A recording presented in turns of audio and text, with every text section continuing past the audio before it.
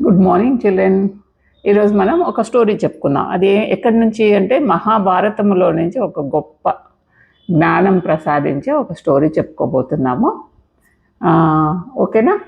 ఒక అద్భుతమైన ఈ కథలో మనం ఏం తెలుసుకోబోతున్నాము అంటే అసలు యక్ష ప్రశ్నలు ఎలా పుట్టాయి, యక్ష ప్రశ్నలు అంటే ఏమిటి, యక్ష ప్రశ్నలు ఎవరు అడిగారు, ఎవరు ఆన్సర్ చేశారు, ఇదంతా మనం తెలుసుకోబోతున్నాము.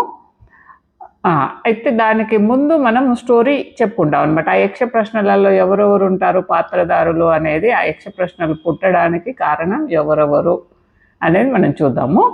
అందులో ఒక బ్రాహ్మణుడు అరణి పోగొట్టుకుంటాడు. తర్వాత ధర్మరాజు వాళ్ళ తమ్ముళ్ళు మొత్తం 5 వాళ్ళు ఉంటారు. తర్వాత జింక ఉంటుంది, ఒక రహస్యమైన ఒక సరస్సు ఉంటుంది, యక్ష రూపంలో ఉన్న యమధర్మరాజు. ఇవన్నీ స్టోరీలో పాత్రలు అన్నమాట. అసలు అరణి అంటే ఏంది? అరణి అంటే ఒక హోమం ఉంటుంది కదా, అగ్నిహోత్రం చేస్తారు కదా బ్రాహ్మణ్స్. అగ్నిహోత్రాన్ని వెలిగించే ఒక కర్ర అన్నమాట, పవిత్రమైన 2 కర్రలు. ఆ 2 కర్రలను రాపిడి చేసి యజ్ఞాన్ని వెలిగిస్తారు. ఇప్పుడు మనం అగ్గిపెట్టెతోనో లైటర్తో వెలిగిస్తున్నాంగా, అప్పుడు యజ్ఞం వెలిగించుకోవడానికి వారికి ఒక ప్రత్యేకమైన ఒక కర్రలు ఉండేవన్నమాట, పవిత్రమైన కర్రలు. ఆ కర్రలతోనే వాళ్ళు నిప్పు రాజేసుకొని అది యజ్ఞాన్ని వెలిగించేదనమాట. ఆ కర్రలు అవి యజ్ఞం హోమం అయిపోయిన తర్వాత దాన్ని చెట్టుకు భద్రపరిచేవారు ఆ బ్రాహ్మణుడు. అయితే ఒకరోజు ఏమైపోయింది, అక్కడ ఒక జింక వచ్చిందంట. జింక వచ్చి ఆ చెట్టుకు రాసుకుంటూ ఉందంట, కొమ్మలకి రాసుకుంటూ ఉన్నప్పుడు ఆ కర్రలు ఏమైపోయినాయి, ఆ జింక కొమ్మలకు చిక్కుకున్నాయి. జింక కొమ్మలకు చిక్కుకునేసరికి అది జింక చాలా భయపడిపోయింది. ఎందుకు అంటే అదేదో తగిలింది నాకు కొమ్ములకు, నన్ను ఎవరో పట్టుకుంటున్నారని అది భయపడిపోయి విపరీతంగా పరిగెత్తడం మొదలుపెట్టిందంట. అలా పరిగెత్తుతూ ఉన్నప్పుడు ఇంకా బ్రాహ్మణుడు దాన్ని పట్టుకోవడానికి ప్రయత్నిస్తే ఆయన వల్ల కాలేదు. అప్పుడు అక్కడ అడవిలో ఉన్నారు కదా వీరందరూ కూడా, అరణ్యవాసంలో ఉన్నారు కదా ధర్మరాజు వారి తమ్ముడు అందరూ కూడా 14 సంవత్సరాలు అరణ్యవాసం పోతారు కదా, అదే టైంలో అనమాట. అక్కడ ధర్మరాజు కనిపిస్తే ధర్మరాజుని బ్రాహ్మణుడు కోరుతాడు. ఎందుకంటే రాజుని ఏది అడిగినా కూడా వారు చేస్తారనమాట. వీళ్ళకు ప్రజల కష్టాలు తీర్చడమే వాళ్ళ కర్తవ్యం కాబట్టి ఆ బ్రాహ్మణుడి బాధ చూసి, సరే నేను తెచ్చిస్తాను, నీ యజ్ఞభూమాలు ఆగిపోతే నీకు కష్టం కదా అనేసి ఈ తమ్ముళ్ళు ధర్మరాజు అందరూ కలిసి ఆ జింకను పట్టుకోవడానికి బాగా పరిగెత్తారు. చాలా దూరం వెళ్ళిపోయారు అడవిలో. చాలా దూరం పరిగెత్తి అలసిపోయారు బాగా. పాండవులు 5 చాలా అలసిపోయారు. వారికి చాలా దాహం వేసిందనమాట. నీళ్ళను వెతుక్కొని తీసుకురండి అని ధర్మరాజు ఇక్కడే కూర్చొని ఒక చెట్టు కింద తమ్ముళ్ళని పంపిస్తాడు. ఫస్ట్ నకులుడు పోతాడనమాట. వెళ్ళి నీళ్ళు తేవడానికని వెళ్ళి ముందు తను తాగి నీళ్ళు తీసుకొని వద్దామని గబగబా నీళ్ళు తాగడానికి వెళ్ళిపోయాడు. వెళ్ళిపోగానే అక్కడ ఒక కొంగ పేరు బక అన్నమాట. అది ఏం చెప్పింది, ఆకాశవాణి సౌండ్లో, ఇక్కడ మీరు నీరు తాగాలంటే నేను అడిగే ప్రశ్నలకు మీరు సమాధానం చెప్పి మాత్రమే నీళ్ళు తాగాలి అనేసి అది ఒక కండిషన్ పెడుతుందన్నమాట. పెట్టినప్పుడు ఈయన ఏం చేస్తాడు, ఈయన రాజులు కదా వీళ్ళు, కాబట్టి రాజు అనే ఇదితోనే ఇంకా నేను ఆ కొంగ చెప్తే వినాలా అనేసి ఏం మాట్లాడకుండా ఏం పట్టించుకోకుండా నీళ్ళు తాగేశాడు. నీళ్ళు తాగేస్తే అది మూర్చొచ్చి పడిపోతాడు. తర్వాత సహదేవుడు, ఇంకా అర్జునుడు, ఇంకా భీముడు అందరు వెళ్తారు. అందరూ అలానే చేస్తారు. అందరూ పడిపోయారు. అందరూ పడిపోతే ధర్మరాజుకి అప్పుడు డౌట్ వచ్చేస్తుంది. ఒకరిని చూసి రావడానికి వెళ్ళి ఇంకొకరు 4 అటే వెళ్ళిండ్రు కదా. ఫస్ట్ నకులుడు ఇంకా రాలేదు ఏందని నెక్స్ట్ అర్జునుడు వెళ్తాడు. అర్జునుడు వెళ్ళి రాకపోతే ఇంకొక అతను, అలా 4 వెళ్ళి మళ్ళీ రిటర్న్ రాలేదు ఏమిటి అని ఇంకా ధర్మరాజు వెళ్తాడనమాట. ధర్మరాజు వెళ్ళి అక్కడ చూసే వరకు తమ్ముళ్ళు 4 పడిపోయి ఉంటారు. చాలా బాధపడుతూ ఉంటాడు. ఆ టైంలో తను కూడా నీళ్లు తాగడానికి వెళ్ళినప్పుడు ఆ బక్క అనే అది ఏం చెప్తుంది, యక్షరూపంలో ఉన్న కొంగ ఏం చెప్తుంది, మీరు నీళ్లు తాగాలి అంటే మాత్రం నేను అడిగే ప్రశ్నలకు మీరు సమాధానం చెప్పాలి, అప్పుడే నీరు తాగడానికి వీలవుతుంది అంటే, ఇంకా ధర్మరాజు కదా, సరే అడగండి చెప్తాను అనేసి చెప్తాడనమాట. ఏ ఏ ప్రశ్నలు అడిగితే ఎన్ని ప్రశ్నలు అడిగితే అన్ని ప్రశ్నలకు ఆన్సర్ చెప్తాడు. ఆన్సర్ చెప్పినాక ఇంకా ధర్మరాజు అంటే ధర్మం ఎటువంటి ప్రశ్నలు అడుగుతాడంటే ధర్మం గురించి, జీవితం గురించి, జ్ఞానం గురించి, మనిషి స్వభావం గురించి, ఇలా చాలా రకాల గొప్ప గొప్ప ప్రశ్నలన్నీ అడుగుతాడనమాట. చాలా చిక్కు ప్రశ్నలు, అందరికీ ఆన్సర్ తెలియని ప్రశ్నలు అడిగితే అన్నింటికి ఓపికగా అది తమ్ముళ్ళు మూర్చిపోయి ఉన్నారు అక్కడ అనే బాధలో ఉన్నా, దాహంలో ఉన్నా కూడా అన్నింటికి ఓపికగా, తెలివిగా, జ్ఞానంతోనే ఆన్సర్స్ చేస్తాడనమాట. అన్నింటికి సమాధానాలు చెప్పడంతోనే ధర్మరాజు చాలా మెచ్చుకుంటాడు, చాలా సంతోషిస్తాడు. ఈ ధర్మరాజు ఎవరు? ఈ యమధర్మరాజు ధర్మరాజుకి నాన్న అనమాట. ధర్మరాజు చెప్పిన ప్రశ్నలన్నీ విని యమధర్మరాజు చాలా సంతోషించి నీకేం కావాలో కోరుకో అంటాడనమాట. ఆశీర్వాదం కూడా చేస్తాడు, మెచ్చుకుంటాడు.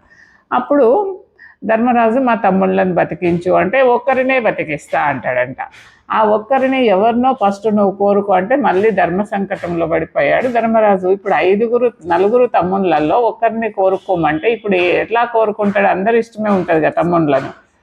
కానీ ధర్మరాజు ఆ టైంలో ఎవరిని కోరుకుంటాడు అంటే నకులుడిని కోరుతాడంట. ఎందుకు నకులుడిని అనేది మనకి ఇది గరికపాటి గారు చెప్తూ ఉన్నప్పుడు విన్నా నేను. నకులుడిని ఎందుకు కోరుకున్నారు అంటే మాధురి కొడుకు నకులుడు, నకుల సహదేవులు ఇద్దరు మాధురి కొడుకులు. ధర్మరాజు, భీముడు, అర్జునుడు కుంతి పుత్రులు కదా.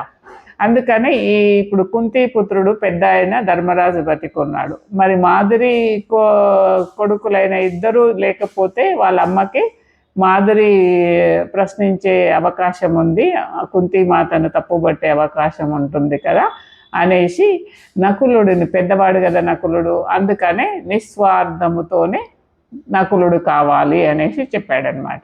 ఎందుకంటే భీముడు చాలా బలవంతుడు, అర్జునుడు ఈయనకు యుద్ధం చేయడానికి అన్నింటికి ఈయనకు కుడి భుజం లాంటి వాడు అర్జునుడు. అయినా సరే అలా అడగకుండా ధర్మరాజు న్యాయంగా మాధురి కొడుకు పెద్దవాడిని అడుగుతాడనమాట. అలా కూడా న్యాయం చూసుకుంటాడు. నేను పెద్దవాడిని మిగిలి ఉన్నాను కాబట్టి ఆ తల్లికి కూడా పెద్ద కొడుకు మిగిలి ఉంటే ఇద్దరిలో ఈక్వెల్ అవుతుంది బాధ అనేసి ఆ నకులుడిని కోరుకుంటాడనమాట. అలా ఎన్ని ప్రశ్నలు అడుగుతాడంటే దాదాపుగా కొంతమంది 72 ప్రశ్నలు అడుగుతారంటారు. బాగా ప్రాచుర్యంలో ఉన్నవి 124 ప్రశ్నలని కొంతమంది చెప్తారు. ఏదేమైనా కొన్ని ప్రశ్నలు మాత్రం చాలా మన జీవితానికే మార్చివేసే గొప్ప ప్రశ్నలు అయితే ఇవి ఉంటాయి. మనం అవన్నీ ప్రశ్నలు నెక్స్ట్ ఎపిసోడ్స్లో కొన్ని తెలుసుకుంటూ ఉందాము. అసలు ఇందులో మనకు అరణి అంటే ఏమర్థమైంది? బ్రాహ్మణులు వెలిగించే ఒక యజ్ఞం వెలిగించుకునే కర్రలు. అది జింక తీసుకెళ్ళింది. జింక తీసుకెళ్ళడంతోనే అడవిలోకి ధర్మరాజును బ్రాహ్మణుడు సహాయం అడుగుతాడు. బ్రాహ్మణులకు సహాయం చేయడం కోసమని వీరు కూడా పరిగెత్తారు. మరి ఇంతకీ ఆ అరణి దొరికిందా అనే ప్రశ్న మనం వేసుకుందాం. దొరికింది, ఆన్సర్ దొరికింది. ప్రశ్న అరణి దొరికిందా కదా. అరణి ఎలా దొరికింది వాళ్ళకు? ఆ జింక కూడా ఈ యక్ష రూపములో ఉన్న యమధర్మరాజే జింక రూపములో వచ్చి అరణిని ఎత్తుకెళ్ళాడు. ఎందుకు అంటే వీళ్ళను ఆ సరస్సు దగ్గరికి తీసుకొచ్చి అక్కడ ప్రశ్నలు అడగాలి, అందరికీ లోకం కోసం, ఇది అందరికీ మనందరికీ పనికి రావడం కోసం కొన్ని ప్రశ్నలను ఇవ్వడం కోసమని ఇదంతా జరిగిందనమాట. అయితే అక్కడ ఆయన యక్షుడిలాగా ఉన్నాడు కదా, జింక కూడా యక్షుడే మాయ రూపంలో వచ్చాడు. యక్షులు అంటే ఎవరు? యక్షులు అంటే ఈ సరస్సులను, బావులను ఇవన్నింటిని కాపాడే ఒక కేటగిరీలోని దేవతలు అనమాట.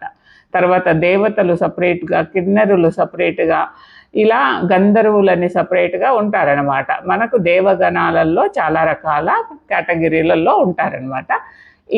ఇది యక్షుడు అంటే సరస్సులను కాపాడుతాడు, వాడికి యజమాని సరస్సులకు. కాబట్టి యమధర్మరాజు యక్ష రూపములో యక్షుడి బాధ్యత తీసుకొని కొంగ రూపములో అక్కడ దర్శనమిస్తాడనమాట.